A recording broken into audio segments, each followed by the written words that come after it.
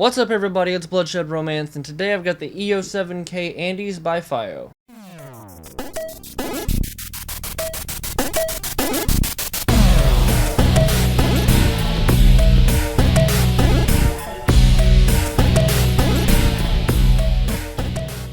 So I've got the E07K portable headphone amp and DAC by FiiO, which allows you to have the capabilities of an amp without having to be tethered to a wall for power. In the box we get a 3.5mm jumper, USB cable for charging and to use the E07K as a DAC, some bands to secure it to a phone or other player, and some stick-on bumpers if you're into that kind of thing. The E07K comes in a suede carrying case, so you shouldn't have to worry about damaging the unit when traveling, and you get tune screen protectors and of course the manuals. The E07K comes with a silicone case as well, but unless you really feel like you need it, you probably don't need to use it. As far as the build quality goes, the brushed aluminum looks beautiful and feels strong. For connection options, you get the mini USB dock connector. The E09K dock review is going to be coming soon right after this, so make sure you're subscribed. And 3.5mm in. Along the sides, you get volume up, down, menu, and power exit. And on the opposite side, we get a hold switch which locks the buttons out and a low bypass for use with the dock. I'll be covering the low bypass switch in depth in my E09K review, so stay tuned and make sure you're subscribed. On the top, you actually get two headphone out ports and a hard reset. And last but not least, on the back, we see some regulatory information and Andes lettering. On the front, where you'll be spending most of your time looking, we get some FiiO branding and a huge glass pane, even though the display is only a small portion of it.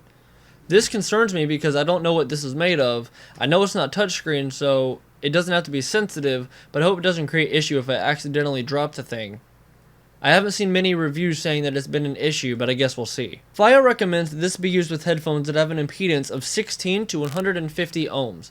The E07K has a 1200 mAh battery and claims to have around a 20-hour battery life with a 3-hour charge time.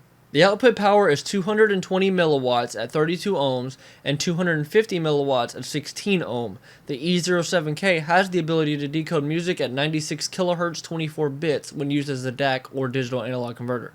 So in the menu, we get options for system firmware, treble, bass, balance, gain, USB charging on and off, sleep timer, display on-off timer, max volume, volume memory, system runtime, and factory reset.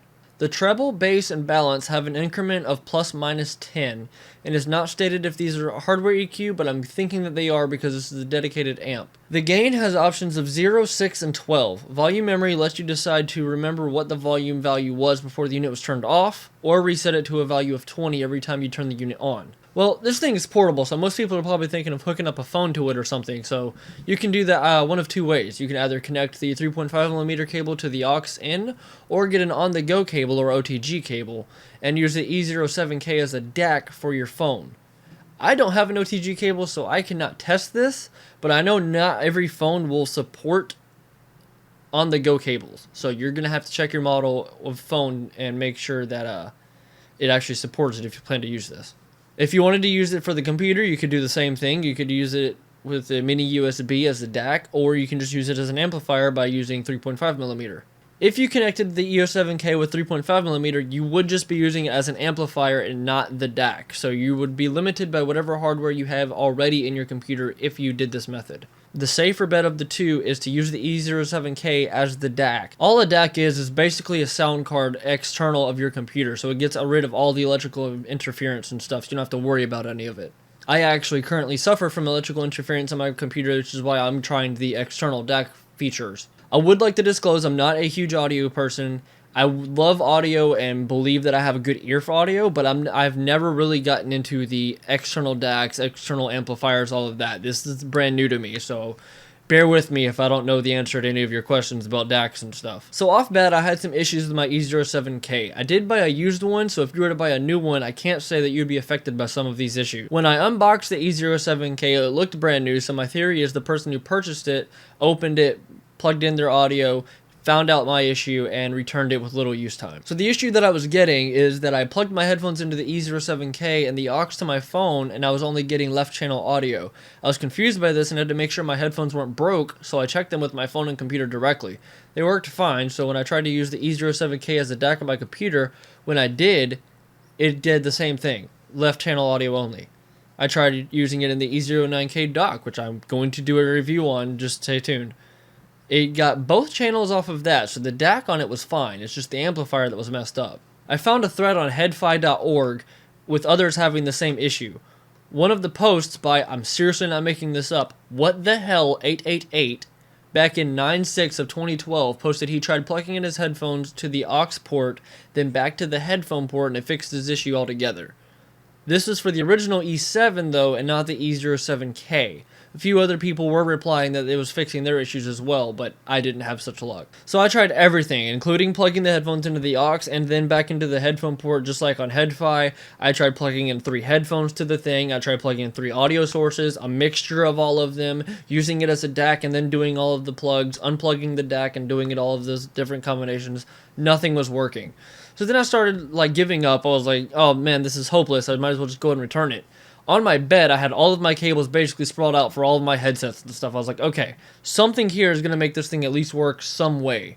And what I ended up doing was grabbed the Guild Wars 2 headset, plugged it into the thing with each of its PC jacks, meaning the microphone and the headphone, and I got audio to both channels. I then tried it with the Razer Caraccas's mic, and sure enough, even if it's just the microphone, and then I plugged in the Razer Kraken to the other one, audio out of both channels, just fine. I later then found out that it was mono and not stereo. It was really hard for me to tell. I just could tell something was just a little bit off in the music. Most bands are probably fine with mono because it all depends on how they do it. I mean, there's some bands like Breathe Carolina and Crown the Empire, they actually do stereo mixes. Like, some instruments are over here, some instruments are over here. That's how they do it. It all depends on how they make their music. The other thing I found out was if I took a microphone cable or any cable really, any 3.5mm cable, and let it rest in the jack, not letting it click all the way down, it would get audio out of both channels. It didn't have to be a microphone cable, but it was just odd to me that you could let a cable rest in there just right and it'd actually play out of both channels. Mono, but it still worked. So back to the whole electrical interference thing. I still suffer from that, and I've been trying to get rid of it. I've tried sound cards, optical, 3.5mm direct to everything. Nothing was working. So what I was currently using was HDMI, and even HDMI was giving me the issue, but it was less than everything else. I even bought a Asus Zonar 5.1 sound card. That cut it so a little bit more, but it was still giving me some issues. So here comes the moment of truth, since this is my first external DAC. Plugged it in, set it as the default, and listened quietly. Nothing. Silence. Oh my god. It was amazing to be able to turn this thing up to 60 and just have my headphones plugged into it. I was like, oh my god, there's no noise. Perfect. Victory. So while listening to my music, I could tell something was off other than the mono. It was just a little bit tinny. So I was like, okay, well, let me mess with the sample rates. I tried bumping it up to the 96 kilohertz 24 bits, and everything went to crap. I was like, okay, what the heck? There's no reason this should be happening. What was going on was the mono was actually causing issues when you go to 96,000 hertz. You have to use 48,000 hertz or less because of the mono. In the E09K dock, it wasn't having that issue. I could put the E09K dock up all the way to 96,000 hertz. It didn't care because that was actually being the amplifier and the E07K was being the DAC. That's how the two of them connect to each other. And I will go in depth with that in my other video, so stay tuned. So even though I was doing a mono split, I was listening to some music like Tex Syndicat's album's Vi Handler, and links in there in the description if you want to check that out. I enjoyed it thoroughly. I actually noticed some effects and things he shoved in there that I actually didn't notice ever before, even listening straight off of the computer, straight off of the phone.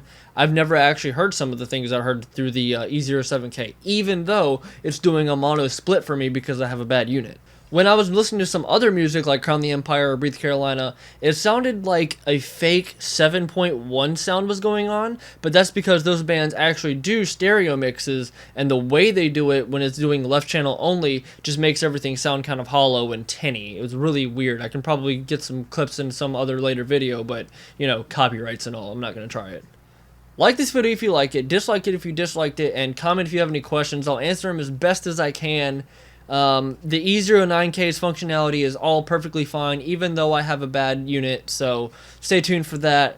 And if I get a new unit in the mail or order a new one, I will do a continued review on it. So thanks for checking this out, guys, and I'll catch you next time. Peace.